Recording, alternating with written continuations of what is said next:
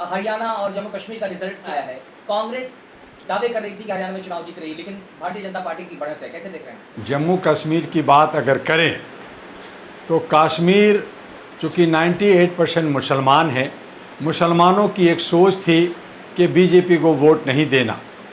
वहाँ उम्मीद थी कि कांग्रेस को अच्छा वोट मिलेगा, लेकिन वहाँ भी कांग्रेस को वोट नहीं मिला।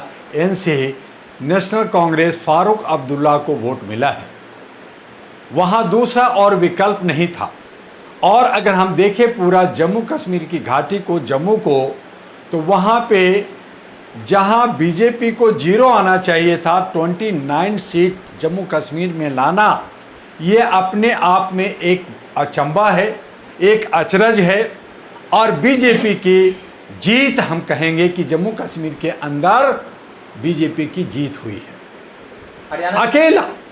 और अगर सरकार बनाने जा रही है तो सरकार बनाने के लिए कांग्रेस अकेले सरकार नहीं बना सकती, एनसीपी अकेले सरकार नहीं बना सकती, पीडीपी सरकार अकेले नहीं बना सकती। तो वो गठबंधन की सरकार अकेले तो नहीं है। और अकेले बीजेपी 29 लाना अपने आप में माने रखता है। अगर आप हरियाणा को देखें तो हरियाणा में जो हवा और जो बयार चल रहा था कि बीजेपी 0 जाएगा, जहां किसान, जहां जवान, जहां सारे खिलाड़ी लामबंद हो गए थे, बीजेपी को तो हम हवा धूल चटा देंगे। लेकिन हुआ क्या? अंदर का करंट था, राहुल हार गए और मोदी का जय हुआ, मोदी का विजय हुआ। क्यों हुआ? चूंकि यहाँ पे गुटबाजी थी। यहाँ पे एक कहावत जो कहा हमारे उत्तर प्रदेश के मुख्यमंत्री योगी जी ने कहा था कि जितना बटोगे उतना कटोगे। तो वो किस माने में कहे थे उससे हमें नहीं लेना देना, लेकिन आज जम्मू कश्मीर और हरियाणा का चुनाव में ये साबित हो गया कि जितना बटोगे उतना कटोगे। जो इंडिया गठबंधन इंडी चल रही थी कि मैं आम आदमी पार्टी मेरा है, फलना मेरा है, वो सब कहाँ गए? आपका बीएसपी वहां वोट काटने के लिए थी, आपका चंद्रशेखर वहां वोट काटने के लिए था, आपको जो है केजरीवाल को आपको जेल से लाया गया, इसलिए लाया गया था कि वो वोट काटे। आपको राम रहीम को पैरोल पे छोड़ा गया था, इसलिए पैरोल पे छोड़ा गया था कि अपने अनुयायियों से कह के बीजेपी को वोट दिलवाएं, बीजेपी को जिताएं। तो ये सारे इंटरनल था। और राहुल जी हवाई में घूमने थे। इनके जितने भी एडवाइजर थे, जितने भी साथी थे, जितने भी आसपास में रहने वाले थे, जितने भी सेक्रेटरी थे, उन लोगों ने खाली जो है हवाई किया, कोई सही रिपोर्ट नहीं किया। आपस में लड़ते रहे कि हुड्डा मुख्यमंत्री बनेगा, कि शैलजा बनेगी या फलना बनेगा। कोई और अपने को कह रहा था मैं चीफ मिनिस्टर बनूंगा। तो इस हालत में जनता जाती कहाँ? वहाँ कोई विकल्प नहीं था। और यही वजह हुआ कि कांग्रेस हार गई। और ये कांग्रेस की हार नहीं, बल्कि हम ये कहेंगे कि राहुल की हार है। और दोनों हार को देखते हुए अब महाराष्ट्र में क्या मिलेगा, झारखंड में क्या मिलेगा, हम देखने को लिए बैठे हैं। और ऐसी सूरत में राहुल जी को जो है चुनाव से और राजनीतिक से संन्यास लेना चाहिए। वो पप्पू और चप्पू के लायक ही हैं। वो जो है लोगों को समझते नहीं हैं, अपने को समझते नहीं हैं। वो जो है चंद लोगों के बीच में घिरे हुए लोग हैं। और ये सब घिरे हुए लोगों का जो समूह है वो आरएसएस का है। तो मैं ये जरूर कहूँगा कि आज चाहे अगर कांग्रेस जीत जाती, चाहे बीजेपी जीती है, चाहे कोई और जीतता, तो ये सब के सब आरएसएस का ही टीम है। एक ही भाई है, चचेरे भाई हैं, मामू और चाचा लगते हैं। तो उस हालत में जनता के सामने कोई विकल्प नहीं। जनता जाति कहाँ? तो लोकतंत्र का इस तरह से हत्या हो रहा है, संविधान का धज्जियां उड़ रही है। और ये सब राजनीति के नाम पे रोटी सेक रहे हैं। जनता जाए भाड़ में। चंद्रशेखर हो या फिर आम आदमी पार्टी, उस पर आप बहुत बड़ा आरोप लगा रहे हैं कि वो बी टीम और कहीं न कहीं वोट कटवा के तौर पर काम किया उन्होंने। बिल्कुल सही कहा मैंने। अगर ये बी टीम नहीं होते तो 90 सीट खड़ा हुए एक आध जीत जाते। जीते क्यों नहीं? ये जो मायावती का 19% वोट था, ये जो है दबंग लेडी कहलाती थी, एक भी सीट नहीं आए। क्यों नहीं आया? ये सब यहाँ पे प्लान किया गया था, प्लानिंग की गई थी, अंदर अंदर का था। बीजेपी ने, आरएसएस ने अंदर अंदर उन्होंने काम किया। और काम का अंजाम हुआ कि राहुल को जो है हारना पड़ा और फुर होना पड़ा। उन्होंने ये नहीं समझा, उन्होंने समझा मेरे तरफ पब्लिक है, मुझे वोट देगी। लेकिन उन्होंने नब्ज को नहीं पहचाना। आज 41% कांग्रेस को वोट मिली है, लेकिन बाकी वोट कहाँ गई? बाकी जो है 41% अगर वोट कांग्रेस को मिली तो 59% वोट डिवाइड हुआ कि नहीं हुआ? जब डिवाइड हुआ बीजेपी को 39 आया, बाकी को आया।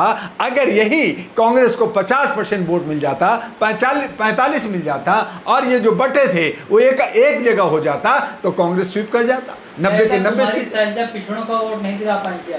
देखिए वहाँ पे एक शैलजा को प्लांट किया गया था, शैलजा को बहुत तरीके से उनको दबाया हुआ था और अंत तक लग रहा था कि शैलजा बीजेपी में ज्वाइन कर लेगी, लेकिन वो अपनी जगह पे टिकी रही।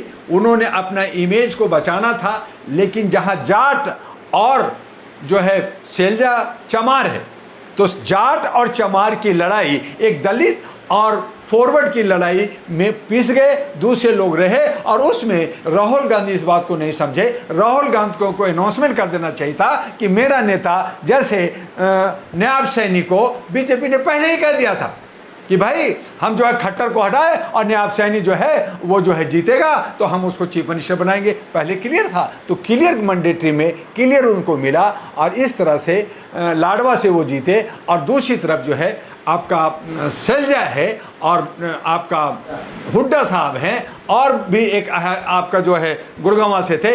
इनकी तिकोनी लड़ाई थी कि हम मुख्यमंत्री बनेंगे, हमारी सरकार बनेगी। हरियाणा में 2 से 3 बार कोई रिपीट नहीं होता, ये पहला हुआ कि हाँ ये देखा गया कि एक जीता है, दूसरी बार नहीं जीता, दूसरी बार जीता है तो तीसरी बार नहीं जीता कोई हरियाणा में। लेकिन ये एक इतिहास बन गया ये बीजेपी का कि तीसरी बार वहाँ इतिहास बनाया। और ये खामी और खामियां कांग्रेस के, खास करके मैं नाम लेता हूं वेणुगोपाल और जो है आपका इनके जो है अध्यक्ष खड़गे साहब, इन तमाम लोगों ने कांग्रेस को हराया। ये कुछ नहीं किया, खाली राहुल पे गेम खेलते रहे। तो ये ऐसा नहीं होता।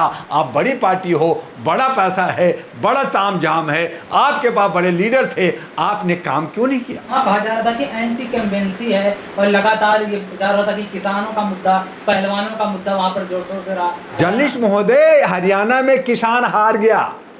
किसान इतना आंदोलन किया, 1000 लोग मरे, लगातार किसानों की हार हुई। जा कर करके आपका हीरोइन जो है कंगना रनावत ने इतना किसानों को बेइज्जत किया, जवानों को बेइज्जत किया। इनको बद होकर करके लड़ना चाहिए था, नहीं लड़े। नतीजा क्या हुआ आपने देखा कि वहाँ किसान हारा, जवान हारा, वहाँ पे जनता को बांट दिया गया और बांट कर करके ये रोटी सेकी गई। और ये भी हो सकता है कि अगर हम एक कदम आगे बढ़ाएं तो इलेक्शन कमीशन सत्ता पक्ष को खुल कर करके साथ दिया। कहीं चोरी भी हो सकती है, डकैती भी हो सकती है, लेकिन खिसियानी बिल्ली खम्बा नोचे से नहीं होगा। अगर हम ये कहेंगे तो फिर कहेंगे कि कश्मीर घाटी में बीजेपी कैसे जीरो हो गई। तो इसलिए हरवा दिया कांग्रेस पार्टी को। कंगना रनावत कांग्रेस को जिताने जा रही थी, लेकिन जो इस तरह से बंटवारा हुआ और इस तरह से इनकी एक नैरेटिव, एक सोच पैदा हुआ, उन आधार पे किसान बटे, जाट और किसानों में बंटवारा हुआ, उनके नेताओं में बंटवारा हुआ। उसके बाद में जवानों का भी सही रुख नहीं बना। जो खिलाड़ी थे वो खुल कर करके कांग्रेस के साथ नहीं आए, कांग्रेस अकेला पड़ गया। सभी लोग कुकरमुत्ते की तरह टुकड़े टुकड़े गैंग बन गए और इस तरह से बीजेपी को रास्ता मिल गया और आगे बढ़ गया।